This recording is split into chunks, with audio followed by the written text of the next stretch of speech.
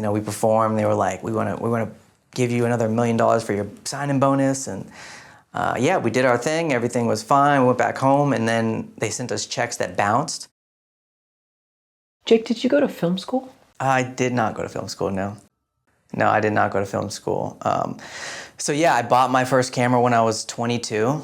Oh, actually, if I go back, my dad had like a small little camera. So me and my brother would go steal the camera and make like little films in the backyard. I actually still have some of that footage, which is really cool.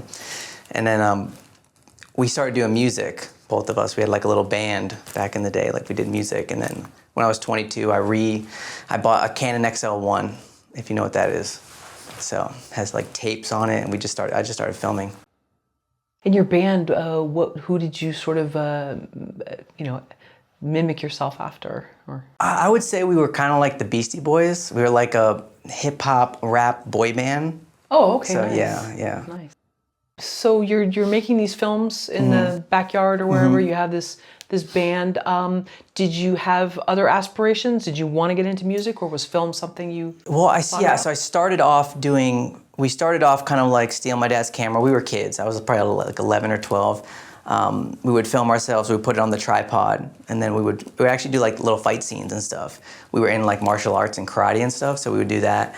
And just film. I remember we filmed a little short film called Commandos. It was like 30 minutes long. So we did that, and yeah, I really enjoyed that. And then at some point, that kind of just got put down. And when I was 14, we started doing music. So it was, my brother had a band with his buddy, and then me and my buddy was like, we wanted to be cool, like, he's my older brother. So we started a band, and then we did that for a while. We went to like Atlanta for like Rocket to Fame. It was like this little thing we did. And then so we ended up joining together, so it was 4 of us. And we did that for a while. I did that until I was 20. So 14 to 20, 21, and then yeah, we just kind of like, we just stopped doing it. We got a record deal in Baltimore, and then that didn't end up working out. And then yeah, one of the guys in the band's like, I'm done with this. And then yeah, I mean, I didn't know what to do for like a year. It was kind of like, I don't know if I was depressed or, what am I gonna do? And then that's when I started working as a server at Bubba Gump Shrimp Company. And then I met a guy who was a DJ, and I was like, well, I want to do video. I want to pick up video. So yeah, we started a company called Iris Entertainment. And then I just started filming him DJing. And then I met another buddy who was doing short films, because we did music together too. So I started filming his short films. I guess I just started shooting, and he would direct, and I would just come out and shoot. My brother would act in it, and then I did a handful of those. I probably did 10 of those short films, yeah. And so did you have to leave Baltimore once the record deal dissolved? So it didn't even really happen. We flew us up there, they picked us up in limos. It was this cool thing. One of the guys from 98 Degrees was on the panels. We thought we were gonna make it. We performed. They were like, we want to give you another $1 million for your signing bonus. And yeah, we did our thing. Everything was fine. We went back home, and then they sent us checks that bounced. Just like in filmmaking, sometimes you lose investors. We were kids, we didn't know. So my guess is the investors kind of fell out. But the thing is, they let us on for like a year or two. Just like really long emails, like huge emails saying, this is happening, this and this. So I learned a lot through those times, not realizing I would bring that into my film career and like understanding kind of how the industry is. It's kind of similar. Do you think it was almost a blessing that you had a taste of sort of the whole bottom falling out so early on? Or no? Yeah, I don't know if I was like ready. I don't know if we would have been ready for it. It probably wasn't the right thing. But yeah, I definitely learned a lot. I learned not to get too excited about things. And anything could happen. It's not definite until the money's in the bank type of thing, Right, and sometimes when things look too good to be true, or someone's too nice, maybe that's a red flag too? It always is. Right. I feel like when something's too good to be true, it probably is. Right. Yeah. Did you go to film school? No, yeah, I didn't go to film school. I was thinking about going to Full Sail in Orlando, but I went to get my GED because I dropped out. End of 10th grade, I dropped out. I kind of didn't want to drop out. I enjoyed like the social aspect of it, but it just wasn't for me. And then I went back, tried to get my GED. Took the classes, did my GED, failed it. I took it again, didn't pass it. I took it again for a third time, I didn't pass it. I said, this is probably not for me. Yeah, I think under pressure too. Was it like a time test, and there's all these other people in the room? Yeah, it just didn't. It doesn't work for. It just didn't work for me. It's never been my strong suit. I just. Sure. Yeah. Well, it didn't stop you. We're gonna hear more about it. So keep going, that's yeah. what we want to Yeah. talk about. Can you talk about the business side of the music industry? What you learned? Yeah. So yeah, we would go out. We'd perform.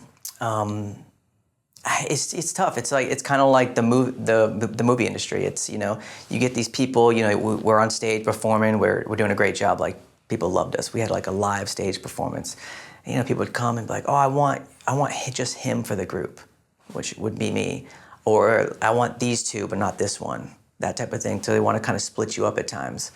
And we didn't like that. We're like, we're not doing that. Like, we came in together. We're going to finish together. This is what we're doing. And yeah. Wow, that would probably cause internal battles, even though it's not intentional. But that's interesting. I mean, it's similar to this A Star Is Born, you know, Yeah. in that aspect. At what point did you switch to? I know you were working in the service industry, and you were filming a guy that was VJing, I believe. DJing, sorry. Yeah. DJing, sorry. And you realized then that this was for you, that, oh, I like this. This is sort of like music, but not really? Yeah, it was creative, I think, you know. So I started filming. I did the short films, which we really liked. I liked doing the short films. I didn't know what I was doing. I would just show up and shoot. He would direct, and yeah, I would film everything I possibly could. I'd film live events, I'd film weddings, commercial stuff for businesses. And yeah, I mean, I shot my first short film, official short film, with me and my brother directing, was 2012, called Love Struck. So we did that. And then after we completed our short film, Brian won Best Actor. My brother Brian Jalbert won Best Actor. And then after that, we're like, well, let's see what it's like shooting a feature. Let's see if we can just get through a feature, see if we can shoot it. So that was 2013, where we shot our first feature.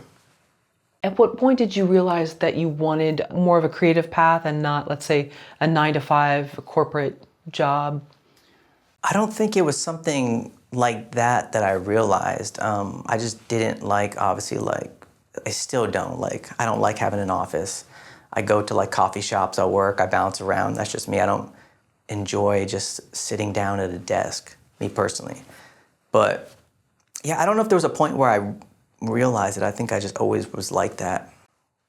So you like freedom? Yeah, I love freedom. I still Nothing love, wrong with that. I still love freedom. Sure. I get the sense too that you're not afraid to just show up for something, even if you don't totally know, you're willing to go through the process. Yeah, I think that's with anything in life, especially if you're in the film business or in any type of entertainment business, you gotta just be willing to like take a blind risk. It's like a blind date. You just gotta kind of show up and kind of see what happens. I mean, I'm doing that right now. I've done that my whole career.